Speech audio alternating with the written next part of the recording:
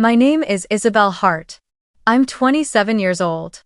And that morning, I stood in the grand square of Columbia University, draped in a jet-black graduation gown, the weight of a gold medallion heavy around my neck, marking me as valedictorian of the public health program.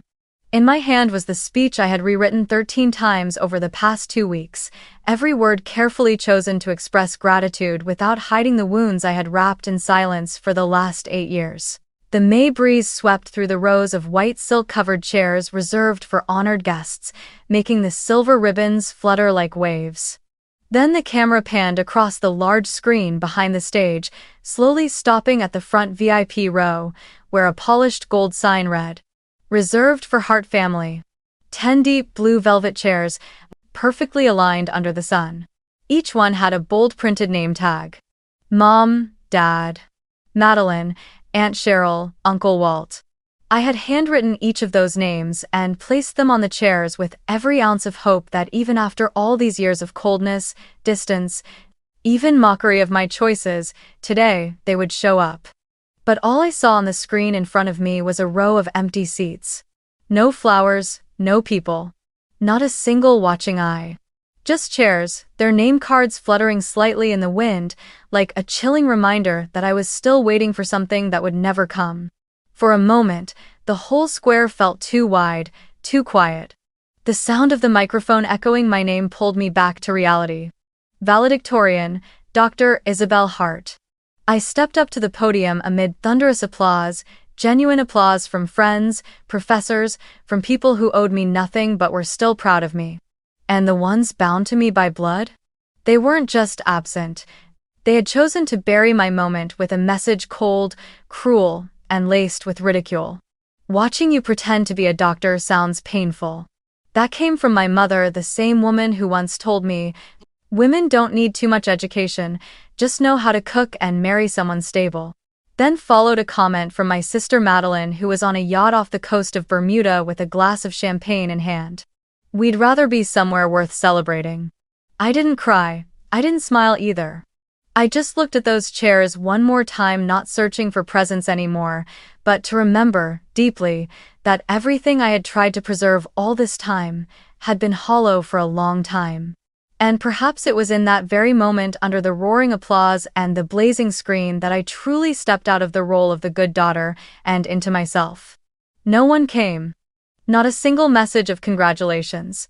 Just a row of empty seats and an awakening I couldn't unsee. Have you ever felt like you were treated unfairly by your own family even after giving everything you had to prove yourself? If so, leave a comment and tell me where you're watching from, so I know I'm not the only one. I grew up in Charleston, South Carolina, a picture-perfect coastal city, serene and graceful, with white fences, old rooftops, and lavender gardens that make visitors believe everything here is idyllic. But inside the house on Meeting Street, where I spent the first 18 years of my life, lived a different story. My family wasn't violent or loud. On the contrary, every wound came in silence, disguised in words so gentle they barely made a sound but left marks like blades grazing the skin. In my family, value followed a strict formula. Be pretty, polite, presentable in the right way, and never too much. Madeline, my younger sister, was the perfect child by that definition. She had soft blonde curls, was crowned Charleston Summer Beauty Queen at 16, and had recently graced the cover of a local magazine for getting engaged to Lucas, heir to the most famous jewelry chain in the region. In my parents' eyes, Madeline was the pride of the family. As for me, Isabel, I was the stubborn mind and the cold heart. I learned to read before kindergarten, won the state science fair in 6th grade, and nearly qualified for a NASA summer camp in 8th until my mother forbid me from going because that's not a place for girls. Every time I brought home a report card filled with A's, she would glance at it and say, "Don't show off, people will hate you for it." Whenever I excitedly talked about my dream of becoming a doctor, my father would clear his throat from the sofa and say, "Girls who are too smart have a hard time finding a husband. Women should know their limits." They never yelled. They just slowly stripped away my belief in my own worth, one dismissive comment at a time, year after year, until I always felt like I was too much, too demanding, too unrealistic. Meanwhile, even Madeline's smallest achievements, a photo that got lots of likes, a hair tutorial video that hit 10,000 views, were celebrated with cakes and balloons. She had her own room, decorated like a professional studio, and our parents even hired her a personal assistant to help with content creation. Me? I studied by the dim light of an old desk lamp in a shared bedroom, reviewing SAT prep while hearing Mom shout from downstairs, "Make sure the kitchen's clean before 9. 1. I kept my Columbia application a secret. I knew if I said anything, they would try to stop me. They had torn up my transcript once when they discovered I quietly registered for the medical entrance exam. "I told you not to do anything that would embarrass this family." That was the last thing my mother said to me that day, before tossing the acceptance envelope into the trash like it was garbage. I picked it up, pressed it between the pages of my biology book, and tucked it at the bottom of my suitcase. The very next day, I left home quietly. Alone. No tears, no goodbyes. Just one small suitcase, a canvas bag filled with my full-ride scholarship documents, and a fragile hope that one day, when I became a doctor, they'd look back and feel proud. 8 years in medical school were the hardest years of my life, years I will never forget. 8 years without summer breaks, without a full Christmas, without a single spring where I truly experienced flowers blooming in real life, because while others were traveling, gathering with family, I was hunched over textbooks in the library, turning page after page, learning how to save lives. I survived those 8 years on scholarships, research grants, and the small income I earned from tutoring first-year students in the evenings. I didn't spend much except for one thing I quietly saved for every month, depositing into a private account I named Someday. I never told anyone about it. I didn't dare hope too clearly for it. But deep down, I had always imagined one day, when I finally became a real doctor, when I stood on the graduation stage, I would look down and see them sitting there. My mother, in a pale blue dress, holding a bouquet of white flowers, the kind she once said were as gentle as an apology. My father, reaching to rest his hand on the back of her chair, no words needed, just his presence. And Madeline no longer playing the lead in every story, but for the first time, simply sitting in the audience, applauding for her sister. When the school announced that I would be valedictorian and chosen to speak at the graduation ceremony, I didn't hesitate. I opened the Someday account and withdrew the entire amount. A perfect figure. $11,000. The worth of hundreds of hours tutoring after class. The part I held back each month instead of dining out. The birthday gifts I didn't buy for myself. And I used it to buy first-class plane tickets for my mother, father, and Madeline, a flight from Charleston to New York, complete with airport transfers, reclining seats, and a seasonal menu. I booked a boutique hotel room near Riverside Park, the place I had gone alone to see cherry blossoms in previous springs. I chose a room with a balcony overlooking the Hudson River, where the sunset reflects gently every afternoon. I asked the front desk to place a bouquet of white flowers in the room before they arrived, along with a handwritten card. "Thank you for coming. This time, I hope I can make you proud." I even hired a designer to create 3 custom invitations on thick cardstock with a metallic finish, their names embossed in a classic serif font. Mrs. Elizabeth Hart. Mr. Gerald Hart. Miss Madeline Hart, placed in a small box tied with a slate blue ribbon. I wanted them to feel special. I wanted them to believe they were an important part of this moment, not out of obligation, but out of family. I also coordinated with the graduation committee to reserve a special row of seats with their names printed on individual navy velvet chairs. Reserved. Hart family. I did all of this in silence. No one asked me to. No one knew. But part of me, a small part, still wanted to believe that if I made it easy enough, beautiful enough, loving enough, this time, they would come. The day before graduation, I called. No one picked up. I texted to confirm their flight details, the hotel check-in time, and the already paid reservation code. No response. That afternoon, I tried again. The phone rang, then went silent. I told myself, maybe they're packing, maybe they're on the way to the airport. But as the evening darkened, after I had rehearsed my speech one last time and was preparing for bed, my phone suddenly lit up. A message came in. One from my mother. One from Madeline. Mom wrote, "Watching you pretend to be a doctor sounds painful. No greeting, no explanation. Not a single hint of emotion, except for a quiet contempt that sliced through me like scissors severing the last thread of hope." I read it over and over, trying to convince myself it had been sent by mistake, or maybe it was just a cruel joke. But then, Madeline followed up with another message. "We'd rather be somewhere worth celebrating, bon voyage." Attached was a photo of all three of them, my mother, my father, and Madeline, standing on the deck of a yacht, the blue ocean behind them, cocktails in hand, and a caption that read, "Summer starts early when you choose the right priorities." I couldn't breathe for a few seconds. Not because I was shocked, but because, for the first time, I had no words left to defend them. No way to protect them in my own heart. I sat on the bed, staring at my graduation gown hanging on the door, thinking about the bouquet of white flowers waiting in a hotel room no one would ever check into. And I understood everything I had tried to build with them had always been a one-sided illusion. They didn't forget. They weren't too busy. They weren't unwilling to travel. They simply didn't see my graduation as something worthy of their presence, and maybe they had never seen me as worthy at all.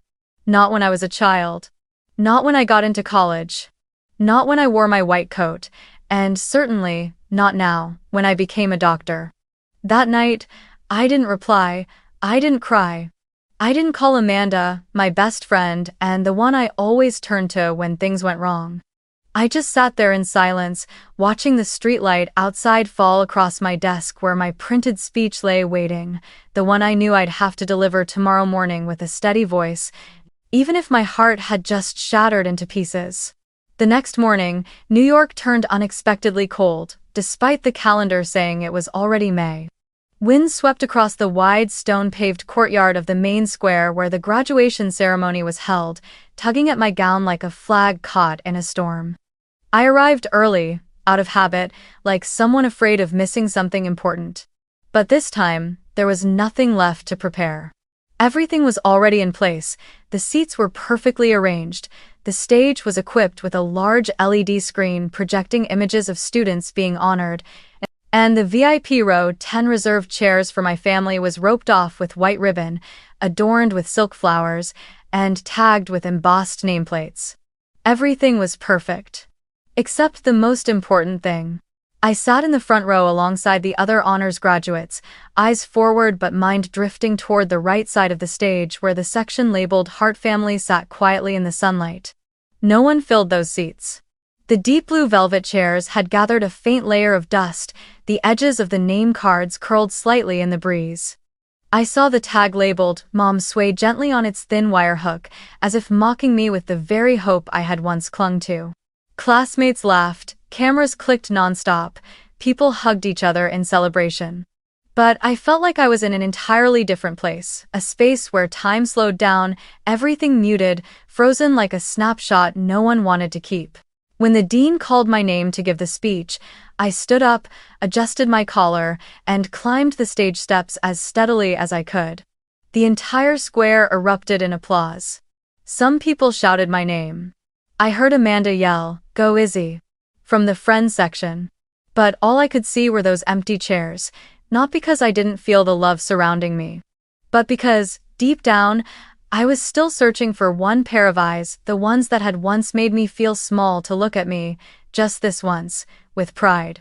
I began my speech with a simple greeting, my voice steady as it rang through the microphone.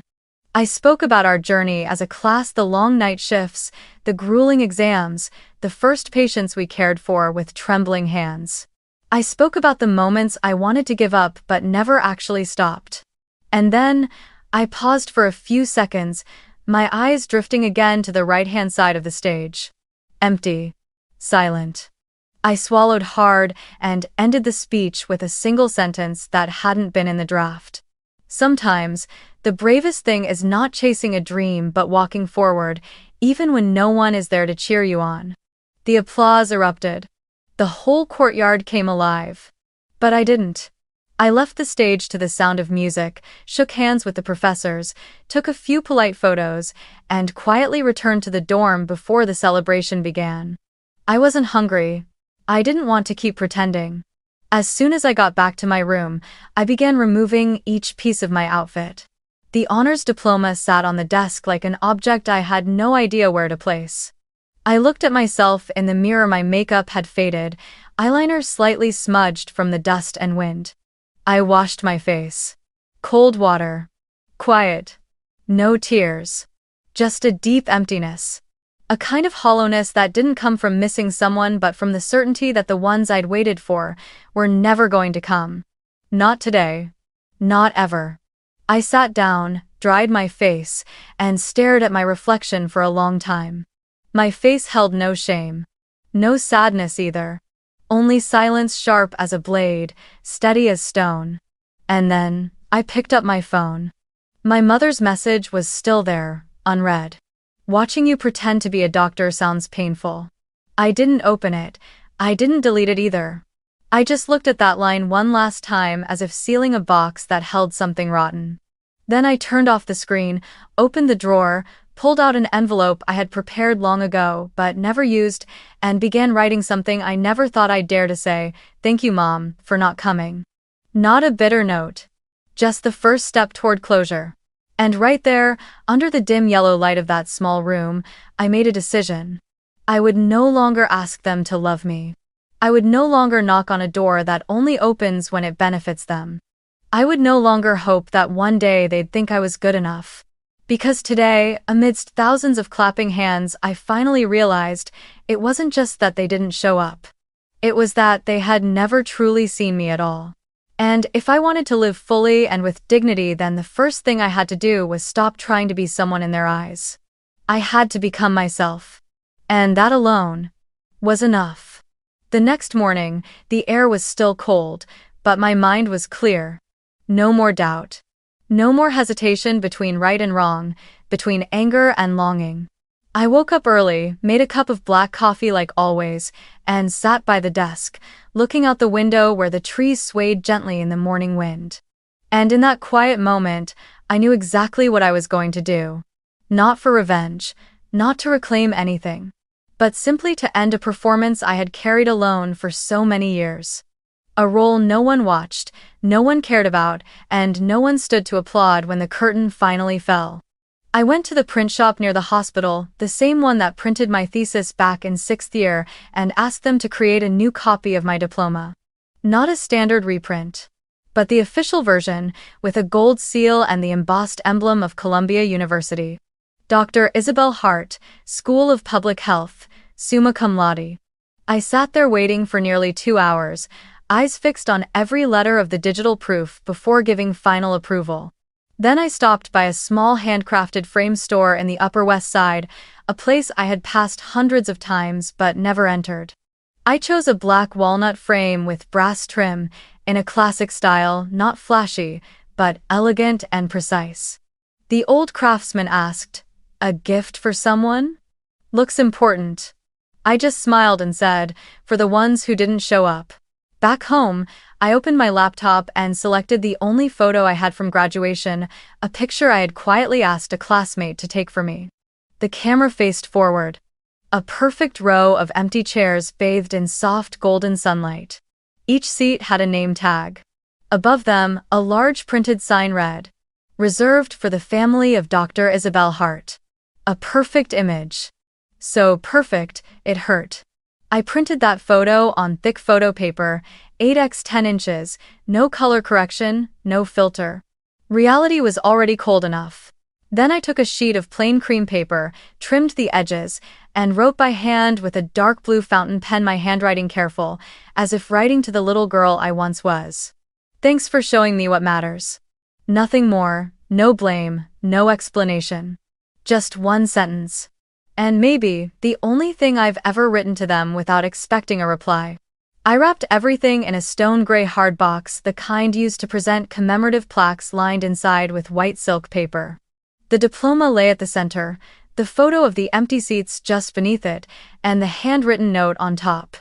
On the box lid, I didn't write, "From." I simply taped a small slip of paper, "Hart Residence, 70, 1 King Street, Charleston, South Carolina." The old address, the place I once called home. The place of silent dinners and Christmases where only Madeline got presents. I went to the main post office on Amsterdam Avenue, selected express shipping with signature confirmation, and ensured the package would arrive by 10 a.m. the next morning. I even paid extra to receive an immediate delivery notification by email. When the clerk asked, "Would you like to include any message on the box?" I paused for a few seconds, then wrote, "Fragile, but already broken." He looked at me, about to ask something, but then just nodded and placed the label. Everything happened like a quiet ritual, not rushed, not loud, only the careful hands of someone sealing a chapter of their life closed, one piece at a time. That night, I came back to my room without turning on the lights, letting the late sunset pour through the window like a thin wash of color across the wall. I lay on the bed, not sleeping, not doing anything.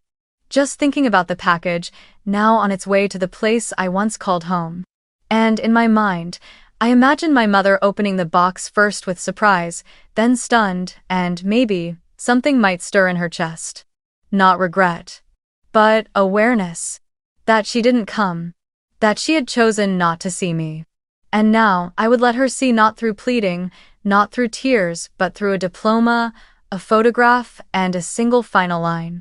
Around 9 a.m. the next morning, I received the confirmation email. Delivery completed, signature obtained, E. Hart. I stared at that line for a long time. Part of me pictured my mother signing for the package, maybe still in her robe, coffee still warm in her hand, thinking it was a birthday gift mistakenly sent from some distant relative. Maybe she'd be surprised. Maybe she'd be angry. Maybe she'd cry. I didn't know. And strangely enough, I realized I no longer needed to. I didn't wait for a response. I didn't turn my phone off silent. I didn't say anything to Amanda. I just did one thing after getting that email. I stood up, took a small pin, and tacked the 8x10 photo of the 10 empty chairs onto the personal board in the corner of my room right beside the class photo, a shot with my professors, and a picture of me hugging my first patient during clinical rounds. Then I wrote in my journal, just one brief line for the first time, not to soothe sadness, but to mark a moment of irreversible growth. I no longer need anyone to show up. I've learned how to send them away. I didn't have to wait long. Not even 3 hours after the confirmation that the package had been signed for by E. Hart, my phone began to vibrate steadily like a creature stirred awake. First came a call from a familiar landline, the number of the old house, one I once knew by heart but had erased from my contacts long ago. I didn't answer. The phone went quiet for a few seconds, then lit up again. This time, it was my father's number. I watched his name flash on the screen, and what I felt wasn't anger, nor hope, just a calm observation, like watching a winter rain begin to fall. Cold, damp, and offering no promise of warmth afterward. He left a voicemail. It wasn't long, nor deep. His voice was dry, flat, like he was speaking while driving. "You're too sensitive, people were just joking." Was it really worth all this? I didn't play the message, I just read the short preview that appeared on my screen, then swiped it away. The rain had started. Not rain from the sky, but a downpour of delayed responses from people who had chosen silence when I needed them most. Then came a message from Madeline. The first thing I saw was an eye-roll emoji. Then, "Did you really have to make it such a big deal? It's just a cruise. Everyone needs a break. You can't always be the center of everything, Izzy." I read every word not to analyze, but because it was almost laughable. There was even something vaguely pitiful about it. In their eyes, a medical school graduation, a milestone that marked nearly a decade of sweat, tears, and sacrifice, was just a cruise, just something skippable, something not worth celebrating. Not worth pausing a cocktail, not worth showing up for. I still didn't say anything. Still didn't reply.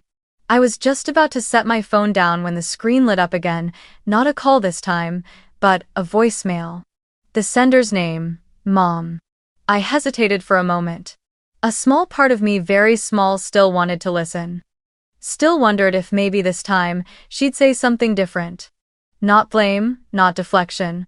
Not pretending she didn't understand. I lifted the phone to my ear and pressed play. The first sound wasn't a voice. It was the sound of shallow, shaky breathing. Maybe she was climbing the stairs. Maybe she had just been crying. Her voice came through weak and trembling, like someone lost.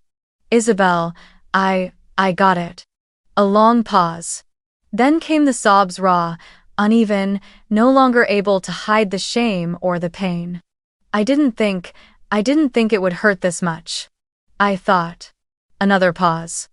You're still my daughter, aren't you? Isabel, please. And that was where I stopped. I didn't want to hear any more. I cut the voicemail off, not out of anger, but because it was too late. Too late for apologies that come after the damage is done. Too late for tears that only fall when someone realizes they've lost what they took for granted. How many years had I lived with silent wounds, without a single word of comfort? How many moments had I stood on the edge of giving up, just hoping for a hand on my shoulder, a simple, "We believe in you"?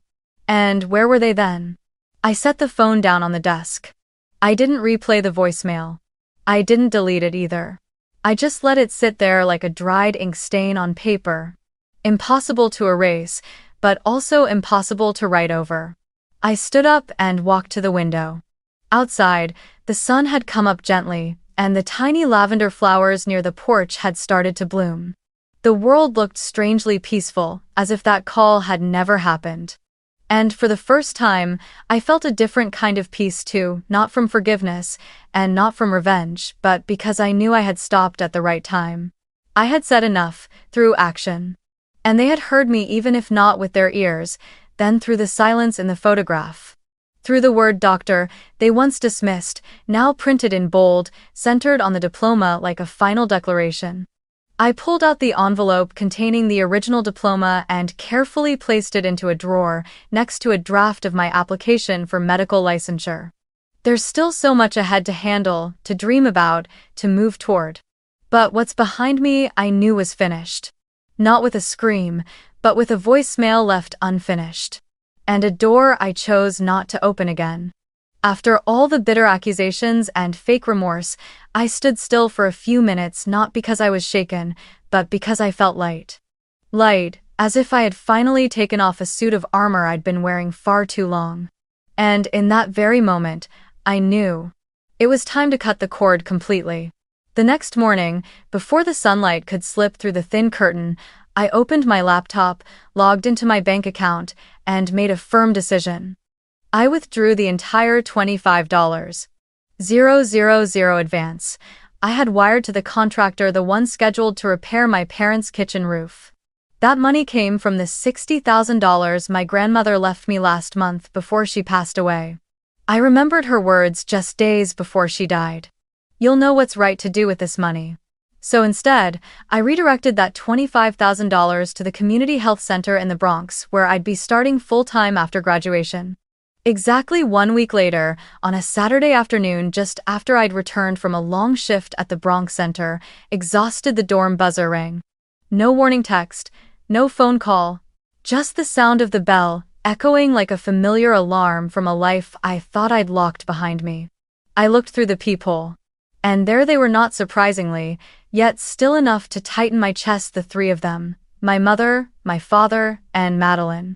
Mom wore a wrinkled beige cardigan, light makeup, eyes clearly lacking sleep. Dad stood with arms crossed, eyes cast toward the distance as if refusing to admit he was here. Madeline stood slightly apart, phone in hand, sunglasses slipping down the bridge of her nose. All three of them stood in the fourth-floor hallway, the same hallway I used to carry boxes of textbooks up and down for years during med school. Not one of them had ever visited. Now they stood there, staring at the door, unaware that I was watching them from the other side, until Mom raised her hand and knocked 3 times. Polite knocks, but urgent. As if they were waiting for me to do what I always did. Open first, smile first, forgive first. I opened the door just slightly, enough for my face to appear. Isabel, my mother gasped, as if seeing a ghost. We need to talk. I didn't respond right away. I tilted my head slightly, hand still holding the door. My father sighed and stepped forward. We're family, Izzy. Nothing can change that. I let out a quiet, joyless laugh. Family isn't something unchangeable. Family is something proven through action, and your actions have already said everything. Madeline cut in, her voice still sharp as ever. You're overreacting. Everyone thinks so. Mom's been crying all week. That package you sent, it was cruel. I turned to her, voice calm and steady. I didn't send the package to make anyone cry. I sent it so they'd see. So they'd know that I've stopped being silent. My mother stepped closer and gently reached for my hand, a gesture I hadn't felt in years. Isabel, I know I was wrong. But you can't. You can't just erase your family because of one moment of anger. I pulled my hand away. Not because of a moment, because of a lifetime. A lifetime of being called dramatic. A pretend doctor. But now, I'm the one who actually heals. And you? I paused, looking at each of them. Still trying to patch up a torn reputation with apologies that came too late. My father's temper began to rise, his voice climbing. We didn't come for a lot of reasons, but you act like the victim. You gave yourself the right to change everything, move money, cut ties, embarrass everyone. I looked him straight in the eye, for the first time without flinching. Embarrassment is for those who actually showed up, but none of you even bothered to come. The only thing I saw shattered was the character of a family that chose to disappear the moment the spotlight turned toward their daughter. He clenched his jaw. The money your grandmother left, that was family property. Your mother raised you for 18 years. At the very least, it should be used for the family. I tightened my grip on the doorknob, keeping my voice steady. That money was meant to build a future. To open doors into a world where I can actually help someone. Not to fix a kitchen floor for people who abandoned their own blood. My mother didn't raise me, she restrained me.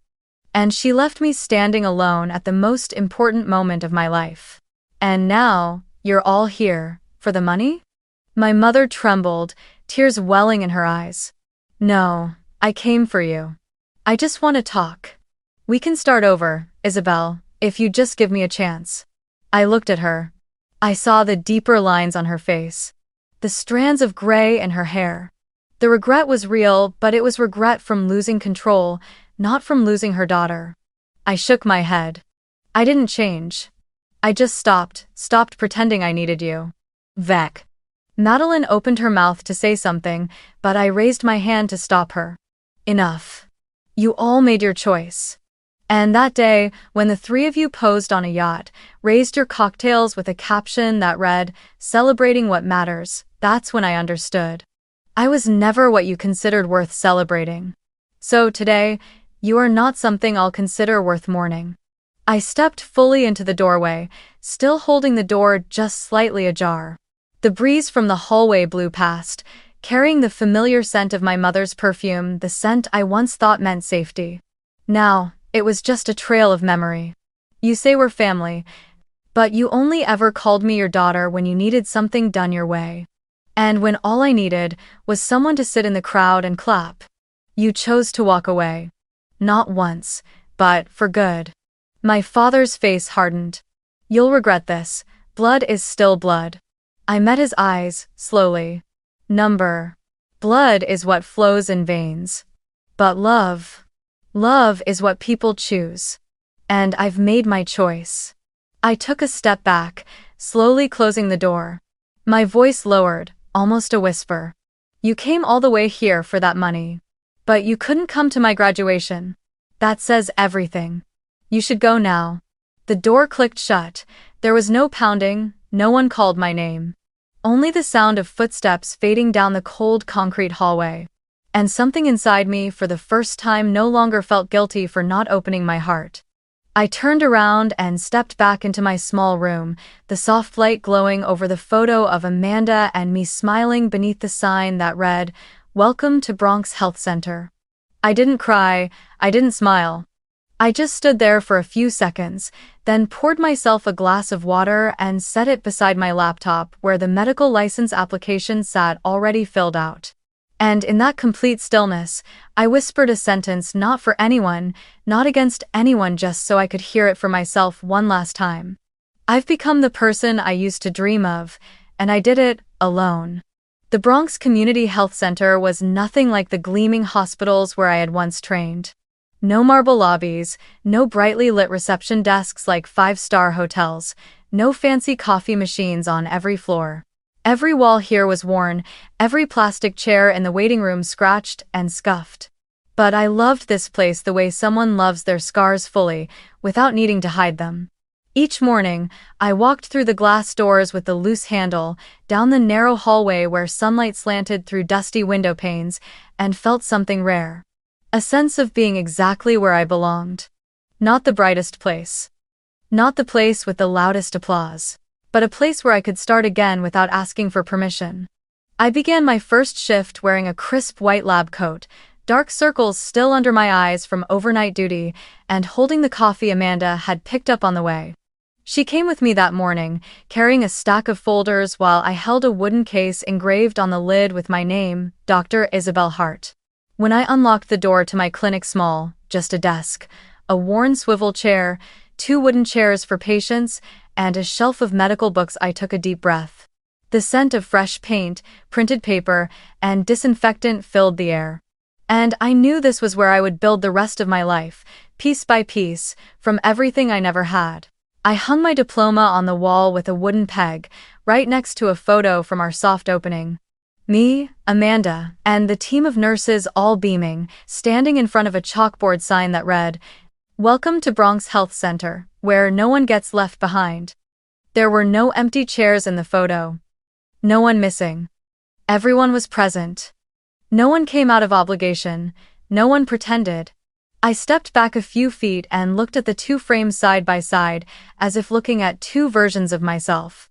The little girl who once tried to please people who never loved her for who she was, and the woman now choosing where she belongs, with her hands, her heart, and a clear decision. That first morning, I saw 9 patients, an elderly woman with arthritis, a homeless man needing insulin refills, a teenage boy from a Latino family who was depressed after being pulled out of school to help at home. I didn't have answers to everything. But I stayed with them, never checked the clock, never thought about productivity or metrics. I wrote prescriptions in clear handwriting. I called the pharmacy to ask about a cheaper generic option. I placed a hand gently on a patient's shoulder as they left, just like my grandmother once touched my hand long ago, saying nothing, and still making me feel safe. Midway through my shift, the receptionist handed me a note. Room 4, new elderly patient, mild shortness of breath, low mood. I walked in. A black woman with cropped silver hair sat curled in the chair, her hand resting on her chest. After a few gentle questions and a quick check of her heart rate, I began jotting down her medical history. She glanced at the name tag on my coat, then smiled. "You're so young. Doctor, do you have a family?" I paused for a second. That simple question used to catch in my throat every time, not because I didn't have an answer, but because I had too many questions. But this time, I smiled. A real smile. Not tight, not guarded. I answered softly. I used to think I didn't. But now, I have people who never leave their seat empty.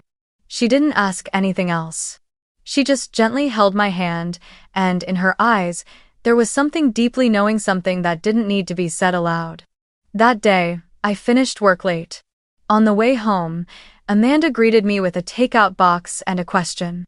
"So, how does it feel being a real doctor?" I leaned my head against the car window, watching the streetlights rush past. I didn't answer right away. I just held her hand, squeezed it gently, and said, "It's not the feeling of being a doctor, it's the feeling of no longer having to prove anything to anyone." We got home, hung up our coats, and set the kettle to boil. The scent of ginger spread through the little kitchen. I opened my laptop and looked at the grant application to expand the community health center, where I was proposing a new counseling room, free for young people. In the authorized signature section, I typed my name neatly at the bottom, Dr. Isabel Hart, Maryland. There was no one left who needed to see it. No chair left to fill, no word left to justify. Just me and a life I built with my own presence. If you've ever sat in a crowded room and still felt invisible, if you've ever wrapped your love in effort, in silence, in sacrifice only to receive a dismissive text, a cold glance, or worse, silence, then know this: you are not alone. Not everyone is born into a family that knows how to love, but everyone has the right to choose where their heart belongs. And sometimes, family isn't blood, it's the ones who stay when everyone else walks away. I'm not telling this story to be pitied. I'm telling it to remind myself, and anyone who's ever felt the same, that you don't need to be accepted to be enough. You've been enough since the moment you stopped trying to prove it. If you've read this far, leave a comment. I deserve a life I don't have to prove to anyone. And if you've ever stood on the sidelines of a celebration that was supposed to be yours, share this video. Because maybe someone out there needs to know they're not alone either.